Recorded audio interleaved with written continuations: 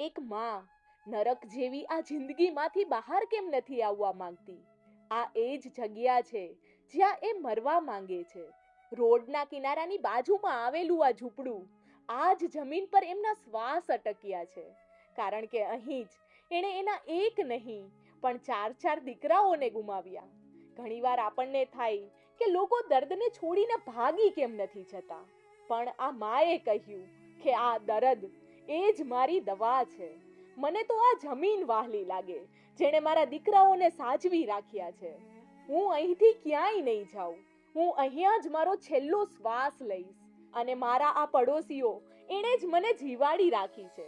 કોઈ ચા આપી જાય, કોઈ 2 ટંકનો રોટલો અને કોઈ વાળ કાપી જાય. વાત કરતા કરતા એમણે 2 હાથ જોડ્યા. અવાજ ધ્રુજતો હતો. તેમની અંતિમ ઈચ્છા કોઈ મહેલ કે પૈસા ના હતા. એ કરગરીને બોલ્યા, બેટા, મારા માટે આટલું લાવી આપીશ?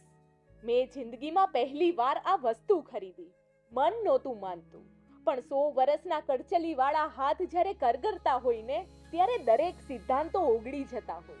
મેં માજીને કેળા આપ્યા ત્યારે તેઓ ભલે ને રાજી ના થયા, પણ જ્યારે મેં તેમની આંખો બંધ કરવા કહ્યું અને તેમના હાથમાં એ વસ્તુ મૂકી, એ પણ એમના ચહેરા પર જે ચમક હતી, એ જોઈને એવું લાગ્યું કે જાણે એમને દુનિયાનું સૌથી મોટું સુખ મળી ગયું.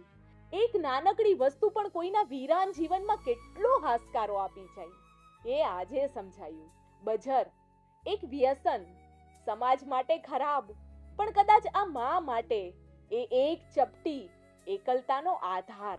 તમે જ કહો, શું મારે એમને ના પાડવી જોઈતી હતી? પણ જ્યારે 100 વર્ષની એક મા 2 હાથ જોડીને કરગરે ને, ત્યારે તમારું જ્ઞાન અને તમારા બધા જ સિદ્ધાંતો ત્યાં ને ત્યાં ઓગળી જાય છે. મેં એમને બજર નહીં, પણ એમની છેલ્લી ઈચ્છાનો સંતોષ આપ્યો હતો. મારી જગ્યાએ તમે હોત તો તમે શું પસંદ કરત? સિદ્ધાંતો કે સંવેદના?